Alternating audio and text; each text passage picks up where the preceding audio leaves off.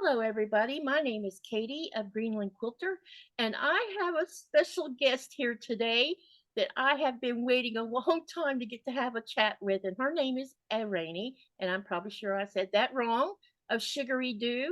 I came upon her when she was starting a year-long quilt-along called Bernina's Sugaridoo Quilt-Along, and I really enjoyed her modern way of making a quilt, and I had a good time learning how to do it with her.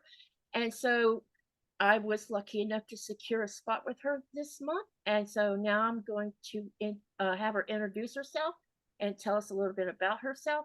And then I'll start with asking her questions. Sure.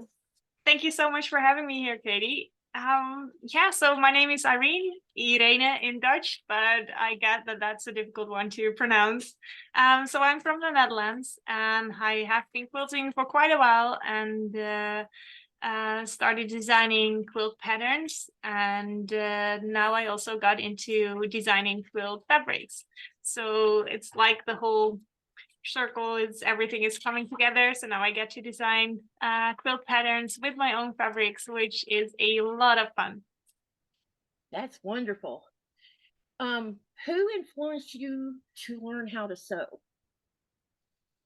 Well, I think that was due to my mom. So my mom and both my grandmothers, they were very creative with crafting and well, knitting, cross stitch, crochet, sewing, everything they did. So they also taught me how to do that.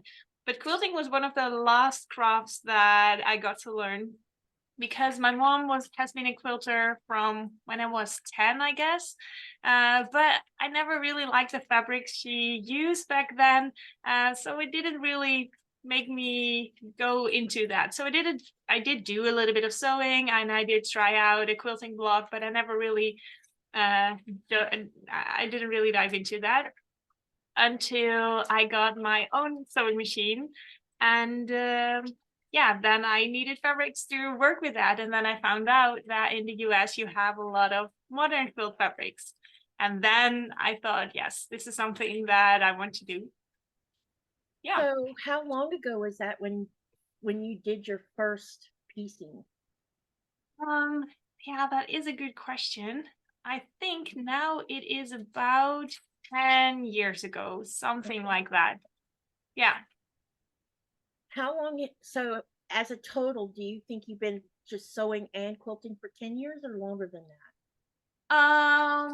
Well, I think longer. So sewing, I have been, so when I was little, I did make some clothing for a stuffed toy or something like that. Those small projects I did do, and I did a lot of hand stitching with cross stitching and also crafting. I have been doing that all my life. But the quilting, that's only, yeah, well, only already a long time, but about 10 years, I guess. Yeah. That's really cool. What are your favorite styles of fabric? I think my favorite styles of fabrics are fabrics that feel like they are kind of a solid. So I love working with solids, but I love fabrics that do have a print, but are just a little bit towards the solid kind of feel so that I can really use them in foundation paper piecing, because that's a technique that I love to do. And behind me, you see quilt from my book that I launched this summer. And this is a combination of solids and fabrics with a print. This pink one, for example, is a fabric by Sassafras Lane, and it is pink, but it also has print, but it still reads like a solid. So I love modern graphic prints, but not too busy, not too many colors in one fabric. Yeah, like kind of that you have kind of a paint box that you can use for foundation paper piecing. Yeah. Yeah, we're going to talk about that quilt in a bit. um, besides your favorite types of fabrics, before you became a designer, did you have any favorite designers who made patterns Yes. that you liked? Yeah, so when I started quilting, the very first quilt I made was a quilt for, well, that was not the very first, but the first quilt I designed was a quilt for my mom. I did with foundation paper piecing, and for that I used Tilda fabrics. Not really my favorite, but those were fabrics that my mom and I used a lot. So I made a whole quilt with Tilda fabrics for her. So it kind of has a special meaning for me, but it's not the fabrics that I use the most. And then when I got into quilting, I loved the fabrics by Karen Lewis. So Karen Lewis fabrics that was also the first, first fabric line was my first fabric line that I bought as fabric to sell. Mm-hmm. And yeah, so she does screen printing, it's called. So she uses Kona cottons and then she screen prints on it. So Robert Kaufman printed her first collection with fabrics like that, and I still love those fabrics. Those are really, I think those are really pretty. And after that I use a lot of Sasa Vaseline fabrics. I love them. They are yeah, I love those designs as well. Did you have any favorite pattern designers that you liked? Hmm. Let me think about that. Maybe relating Not to really learning sure. paper piecing? Yeah, well, not really sure. I think I dived into designing my own patterns pretty quickly. Okay. So, yeah, there's not really any pattern designer that I used patterns from a lot. I pretty quickly started drawing up my own patterns and making my own designs. Well, that's fantastic. Mhm. So basically your quilting style is mostly modern, correct?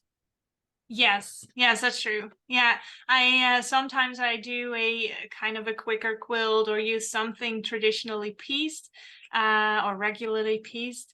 But yeah, mostly I like the more modern style. Yeah.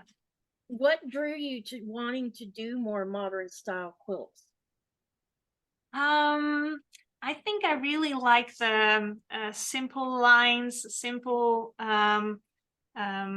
like the how am I going to explain this? Like so like the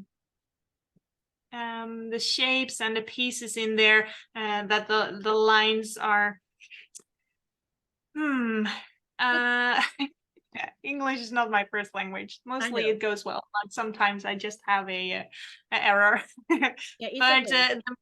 so yeah, for the modern style, I like the clean look of things. I guess that's also why I'm drawn to solids.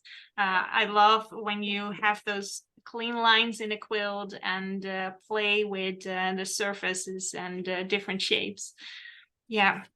You can tell a So modern quilt any day to a traditional. They're totally different. yeah. Mm, yeah. Yeah, What and you showed me your first Sugaridoo Bonina quilt along quilt, and that also shows what difference it makes. So you made it with batiks, right? Yeah, And that already gives such a different feel to the same quilt pattern.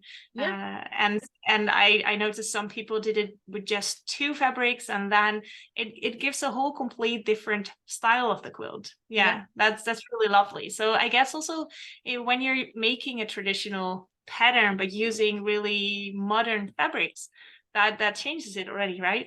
Hmm. And I noticed that a lot of times, different.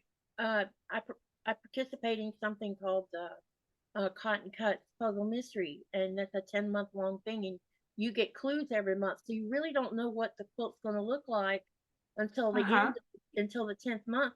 And there's different colorways, so they usually offer 13 or 14 colorways, and people choose their colorways, and then when you start seeing the quilts coming across Facebook, you're like, wow, that doesn't even look like that.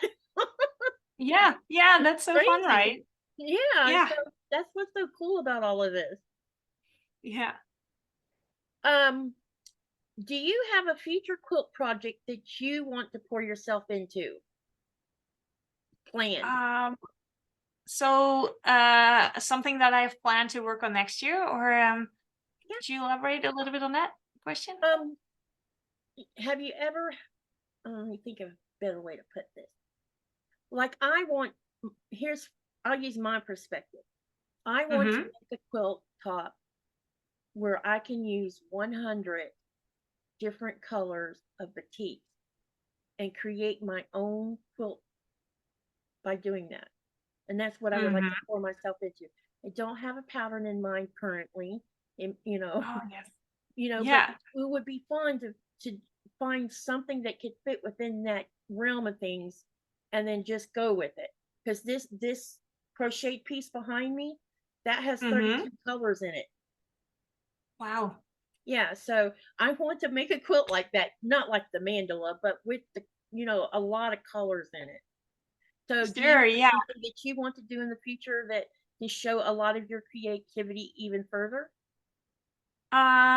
Yes. Well, so uh, I do have some things in mind. So one project that I would love to do sometime is a really scrappy quilt with a lot of white and blacks, low volume fabrics with tiny pops of colors. So and I am intrigued with quilts that I've never made something like that myself, but Right. every time I see something like that on a show where you have quilts that have a lot of tiny squares or quilts that have a lot of, well, a tiny block, something like that. I think it would be really fun to do a quilt where you have maybe tiny pops of color with a lot of scrappy, low volume fabrics around them. Uh, so yeah, I like that idea. So That sounds like fun.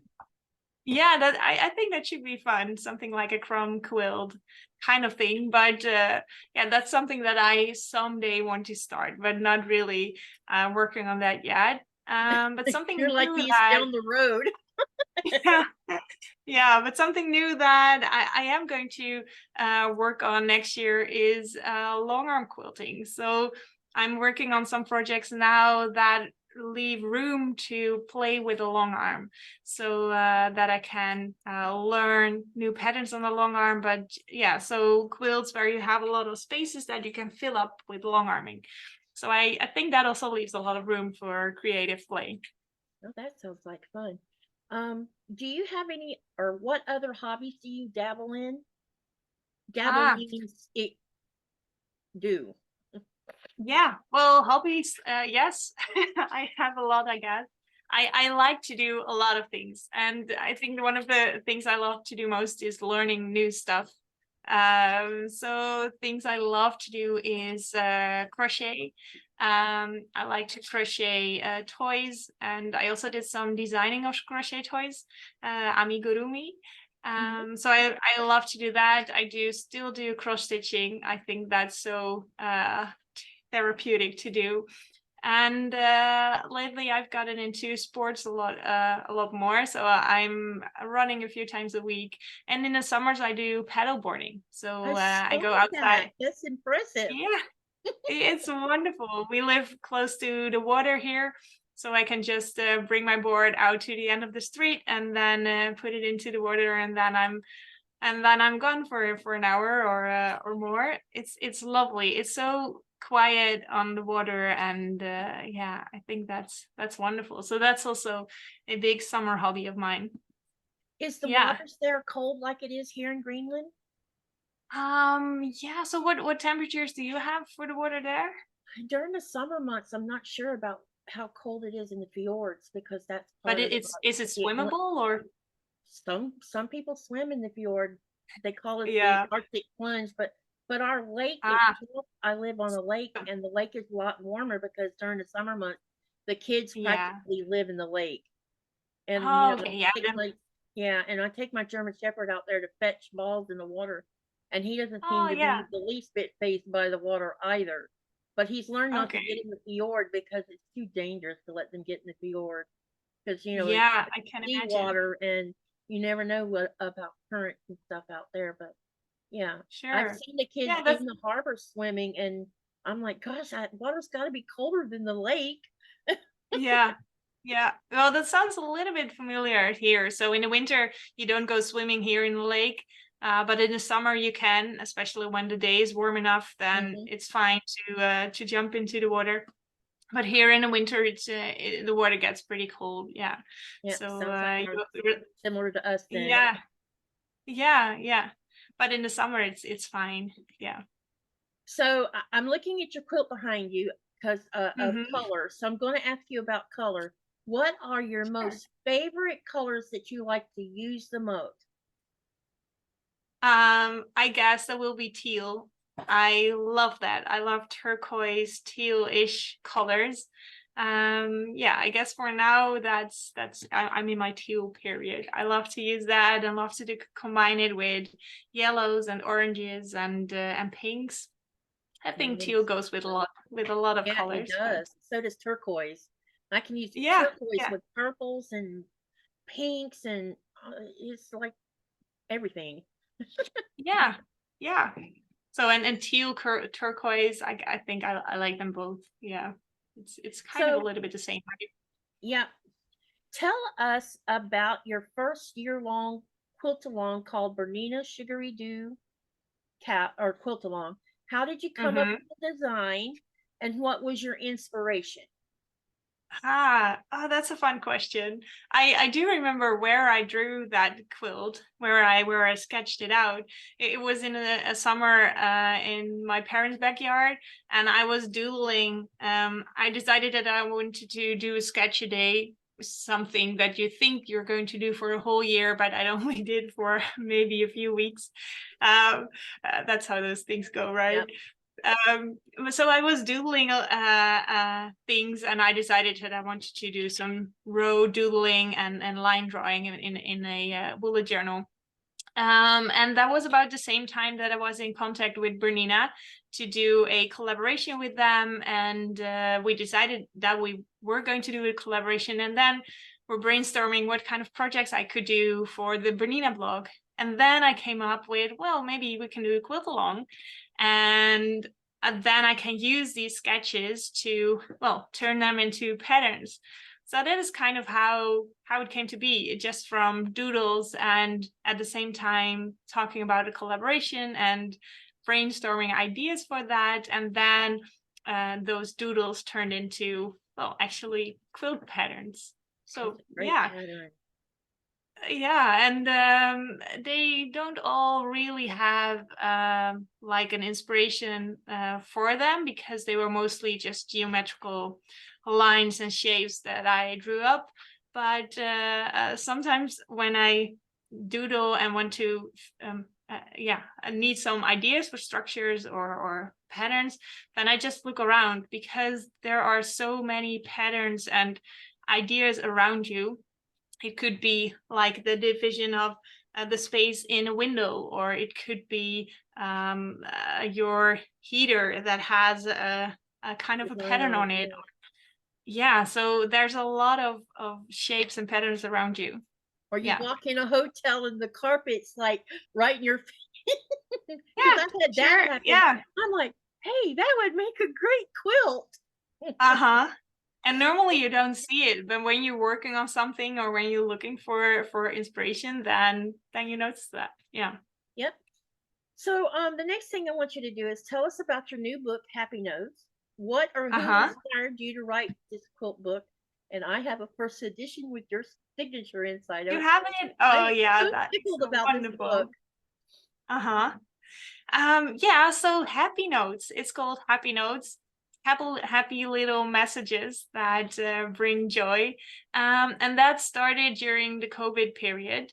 It started with an idea of focusing on the small things that makes us happy. Because, well, the big things like going out and parties, weddings, all those things, they weren't possible anymore at that time. And but a lot of small things that make you just as happy were still possible. And focusing more on those, yeah, it really sparked something in me. And I thought sharing about that would be a fun thing. So then I started with a newsletter called Happy Notes, and that name kind of stuck with me a little bit. And around that time, I also started sketching for a new book, and yeah, brainstorming about what little things do we have around us that make us happy, and those things I all gathered together into a book. And it took quite a while to finish it and make it, because in the meantime, during COVID, we moved here. So we moved in the Netherlands, and I built my studio here, and our youngest daughter Ella was born. So a lot happened, and the book got on hold every time, but I'm happy that every time I still wanted to continue on it, and it was finally finished and published this summer. So while we're on the subject, and I hope this is okay to bring this up, do you think that your creation of the Happy Notes book helped you get through your postpartum depression? Because you've spoken about it in the past. Yeah. And since our world is in a current discussion about mental, I don't know if you call it mental illness or mental sickness. I think so. Yeah, mental health sometimes. Yeah. And I was wondering how the book helped you with while you were dealing with the depression that you were suffering from. Yeah, that's a wonderful question, because I think it did help, and it went kind of both ways. Because after Ella was born, she's now 2.5. So I didn't feel my happy self and was tired a lot, and it kind of went both ways, because it was a lot trying to start up my business again and continue working, and having this plan for a book and not being able to work on it. That gave me some frustration. But on the other hand, it was something, every time I did start working on it again, it gave me joy. And I guess that's also why it got finished, because every time it did make me happy to work on that project. But I guess the idea behind it also really helped. So all those little things that you see in there, so paintbrushes for creative work, music, sewing machine, post, a cup of tea, all those things. When you focus on those small things every now and then, it will just help you to get on that positive track again. Yeah, so I think having that project to work on and having those happy fabrics around, that helped more than it harmed, like having that idea of, oh, I have to finish this. And every time I felt like, oh, I should finish this, it just went on hold, and I didn't work on it for a while. And when I had the energy, I got back on track.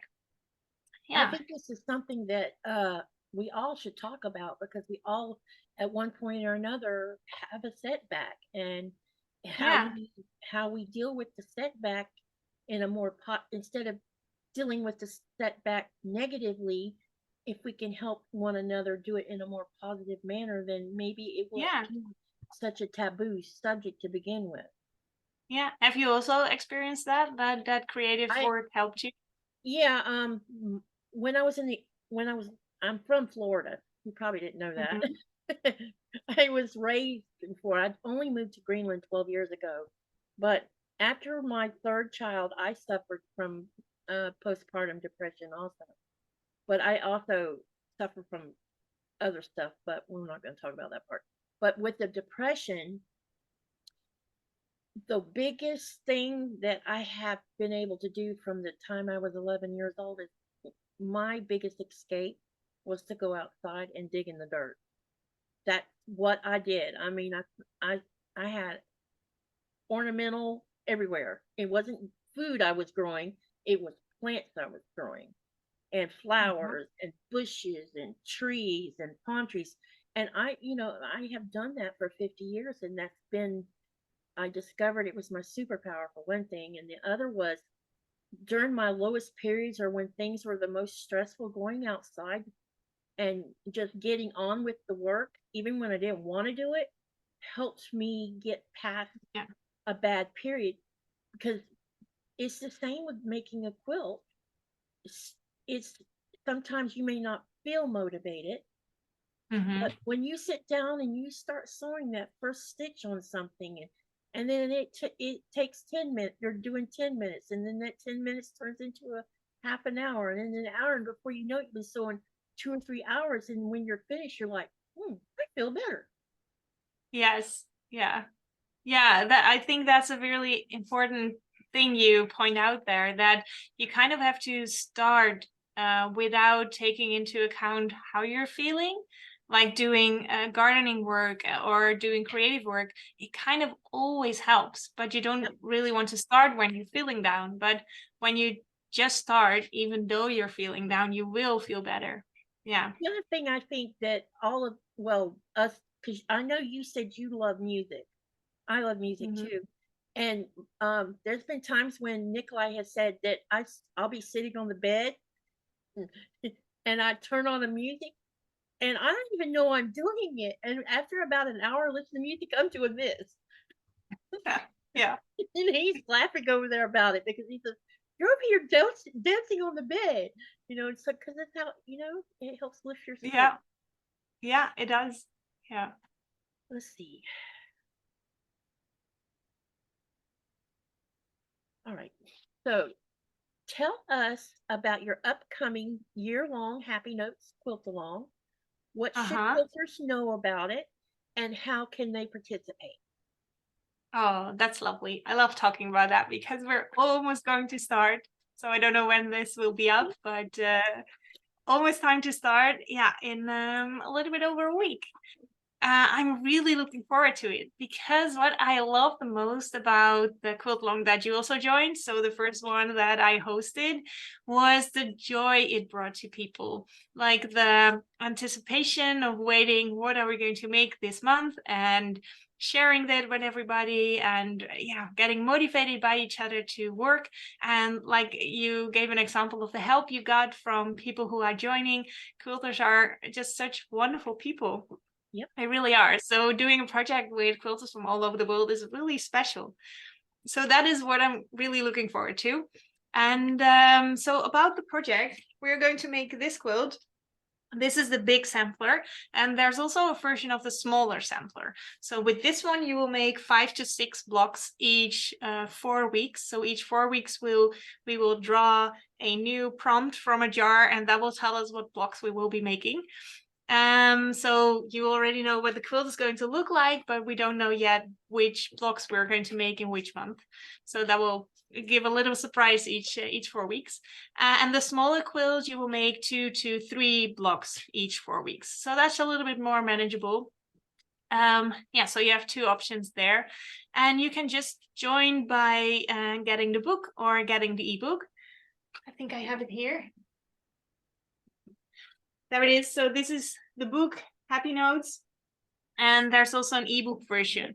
So I do ship worldwide, but if you want to join in quickly, and then the PDF is the quickest. And at the back of the book, there is all the patterns in real size. And then in the front of the book, you also have like other variations on those blocks. Yeah, so a lot of fun things, I guess, to do. And the quilt along, what is it going to look like? So every 4 weeks we will be making a few blocks, and we will do that for 9 months, I guess. Yeah, if I'm correctly, 9 months. And then 9 or 10, and then we will be doing the assembly together and also the quilting. So I will give tips and ideas of how to quilt your quilt, so that we will finish it all together and you have all the help you need while making the quilt. Did you have Yeah. the smaller quilt made? And no, I haven't yet, because there Oh, was an okay. idea that, yeah, no, I don't have an example of Well, that yet. darn. Yeah, I am going to make that one during the quilt along.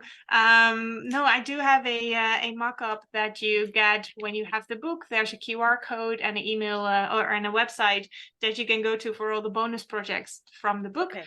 And there is also the smaller sampler. I thought I But remembered seeing a picture of it or something. no, there is a digital mock-up on Yeah. the bonus website. Yeah, so no, it's not. I haven't made it yet. Okay. Well, I'm Yeah. going to use batiks for mine. Oh, lovely. Are you going to make the big one or small one? Probably the big one. Yeah. I Mm-hmm. don't. we'll see. I'm pretty sure that's what I'm Yeah. gonna do because I'm gonna make videos as I go along. I'm Oh, gonna lovely. do a progression, and every month after I've made the blocks, I'll make a Hmm. video while I'm sewing parts of it.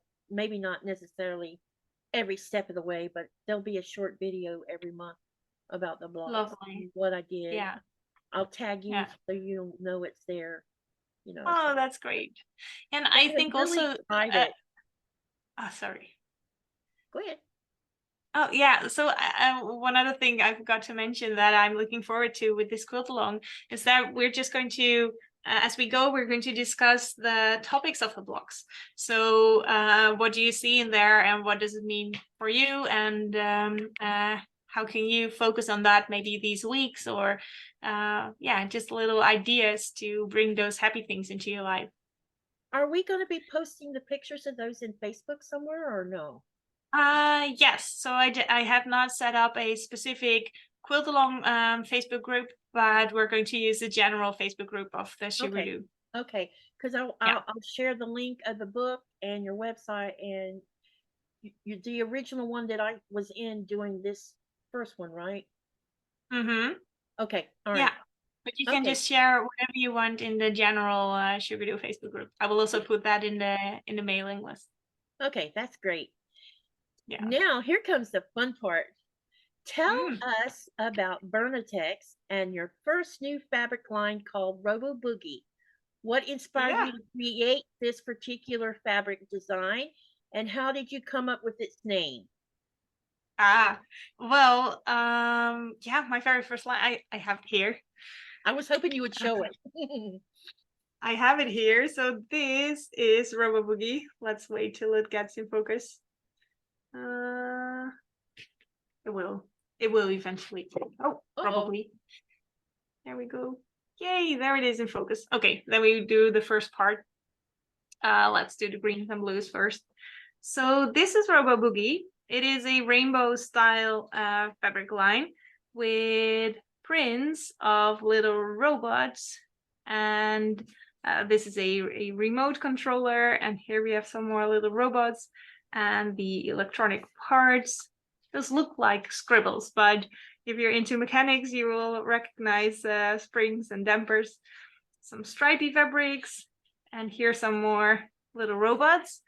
And now I dropped the warm tones. Let me pick those. Here we have one more. And there we go. Let's see if it focuses. Not yet. Oh well, but the prints are kind of the same and you get the colors. Yeah. So this is Robo Boogie, and I got to design it with Bendtsensvej. And the idea behind the robots comes from my background as a mechanical engineer. I studied the field of robotics and automation, and of course not these cute types of robots, but I always liked robots. So, and that is why I came up with this.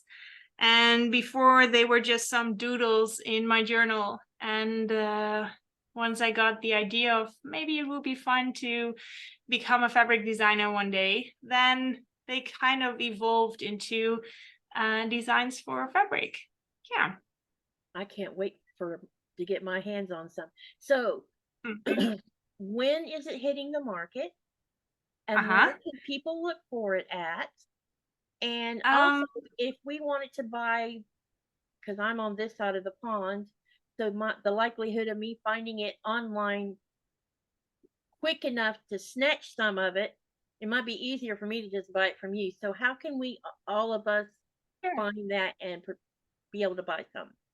So one thing you could do right now is ask your local fabric shop if they have ordered Robo Boogie already, and if not, they can get in contact with their Benatex rep and order some. They are still available for order, and they will be in the shops around February, March. So then when the shop orders it, then it will be in the shop. So that's a possibility right now, and they are available at quilt shops worldwide. So when I was in Houston last month, I heard a lot of quilt shops who were going to order it. So, and those were quilt shops from all over the world. So it should be available in pretty much every country where quilters are at.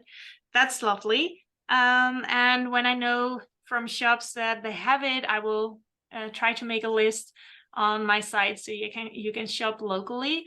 But I will also have the fabrics in my webshop. And also some kits with fat quarter bundles and backing fabric, because we're going to do a quilt along with these fabrics next year. And that is going to be a collaboration with Bernina again.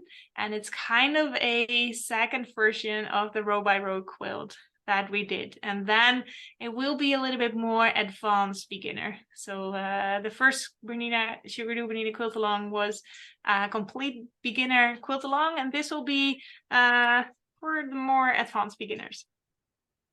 I didn't think it was beginner. No, well, well, I mean, what I mean with beginner is that all the steps were explained from practicing with your 1/4 inch. No, of course, it took a lot to push through and make it all, and it took a lot of time. Yes, I'm not saying that it was an easy quilt, but all the techniques were explained step by step. Yeah. Yeah, and in the second quilt along, the row by row that we're going to do next year, I will probably be referring back to that one and building up from there. Can you show us the background of your Robo Boogie? Do you have any of that? Yes, I do.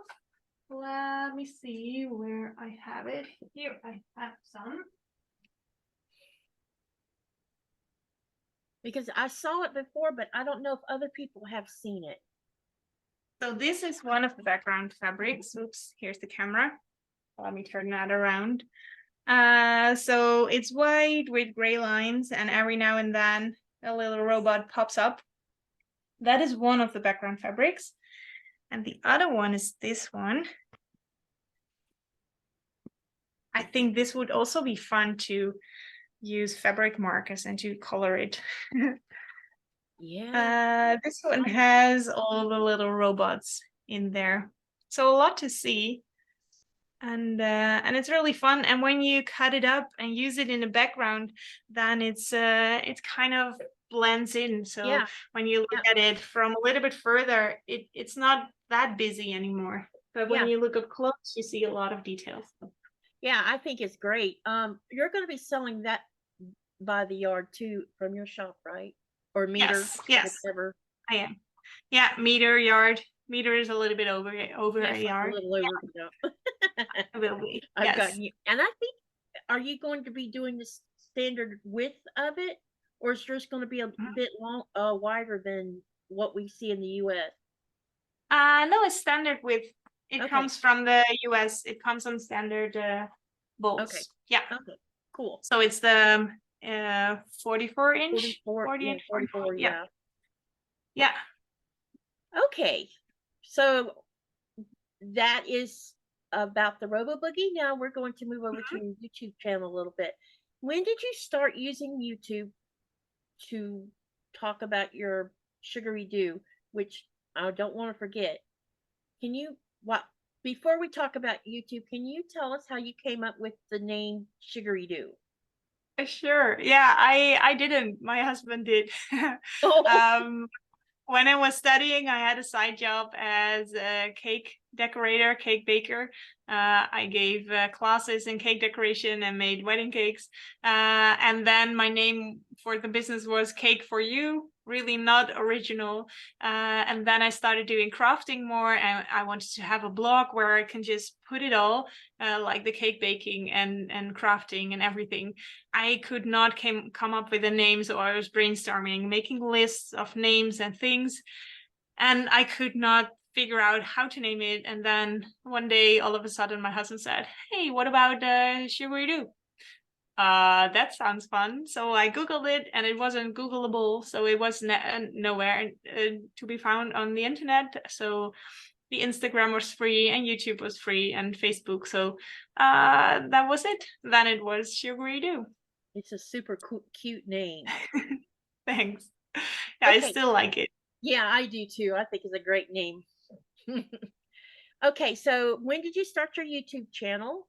And did you have goals back then in the beginning? And has Mhm. those goals evolved since then? Well, I don't know when I started my YouTube. Let's see if I can find it while we're talking. If I can find the oldest video. Yeah, I don't know if they put Uh, on there when you established it. yeah, do they? I don't know. Let me Maybe. look at I'm it. already Might with the. Oh, maybe it's on going your quite good. about page. I don't know. Let me look and see if that's Uh, ah, I found it. So the okay. first videos were. Then I didn't even have my previous studio yet. So the first videos were from 7 years ago. And then I started crocheting. Maybe. No, that's not going to focus. That was too much to ask from my camera, I guess. Here I was making crochet. Let's see. Is that helping? Oh, there. Yeah, Yeah, kind it's of. trying to focus. Sometimes the Yeah. Well, cameras are fickle when it comes to us showing cell phone video. yeah. Well, asking it to focus on the camera is of course quite a Yeah. lot. So those were tutorials for crochet because in the beginning I started designing crochet patterns, and then I made some YouTube tutorials for that. And then 6 years ago, I posted my very first foundation paper piecing tutorial. And yeah, I just started making videos and started a week vlog just for fun to document some of the creative things that I did and document the new studio that I just had there. And that's kind of how it started. And I didn't really have a goal of I want to reach so many viewers or Right. subscribers, and I still don't really have a goal. I would love to. Do you have a quilty inspiration, or somebody that gives you inspiration, or how do you find inspiration when you're creating a new design or you're using fabric for a pattern for a quilt that you're planning to make? Hmm. Um, well, I don't really have a person or something that I really draw inspiration from. It's more like the everyday small things. Yeah, I guess that it's not really a very interesting answer, I guess, but I love to doodle and just sketch in my bullet journal. So now I'm working on the third fabric line, which is Oh, crazy to say, but yeah, so that goes way in advance. So I'm sketching and doodling for that now. And when you give that enough like hammock time that you work on it and then put it away a little bit and work on it again, then ideas just grow up on ideas. And sometimes you discuss it with someone and say, hey, I'm working on this theme. Even with my son, he's 5, almost 6 now, and he says, hey mom, are we going to draw again? Then I can do something for your fabrics. And he can have creative ideas that I can build up on, or it can just be tiny things that you may be reading a book together and then seeing some illustrations or seeing a specific color palette being used and thinking, hey, that's something that I can do something with. Or I think inspiration is in everything if you pay attention. it also could come from inside too, I believe. Hmm.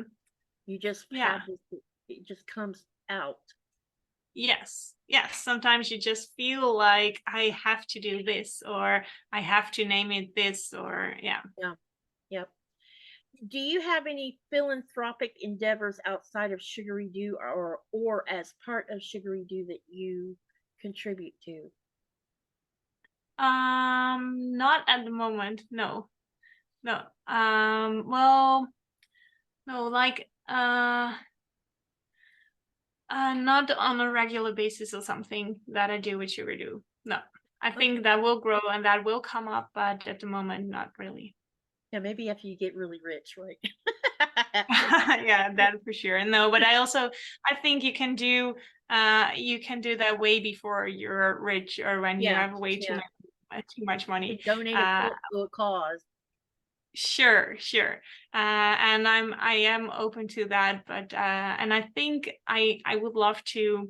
I did discuss this over the last month that I have a lot of quilts laying around, and I want to spend the last month of this year to really do a good clean out from my house, but also from the studio. So we're going to have a big sale in February with a lot of fabrics and stuff that have to go. But I also have a lot of quilts here. So we kind of chatted about the idea to sell quilts that I have no use for anymore on my website, and that half of it goes to a good cause.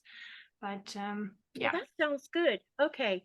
What before we do rapid fire, I have one last question. What other tidbits of information could you share with us that you haven't already told us? So I guess that next year will be an exciting year for me since we will be working on the Happy Notes quilt along, but I also will be teaching online about long arm quilting when you start Okay. getting into that. So I will be teaching on the Bernina blog about that. That is something new and that I haven't shared anywhere yet. So Oh, that's exciting. And that there will be somewhere next year a really fun quilt along with Bernina. that's Yeah, outstanding. yeah, Okay, so yeah. now we're going to play a little game called rapid fire. So, Okay. okay, share. The first one is share 5 tips for beginner quilters that you think would help them become better quilt makers. Make a lot and don't hold back from I don't know how to do it perfectly, just do it. Practice your quarter inch seams. Watch a lot of YouTube videos of people explaining stuff because there's a ton of information. Try different techniques because there's a lot of techniques and it's just fun to do different stuff.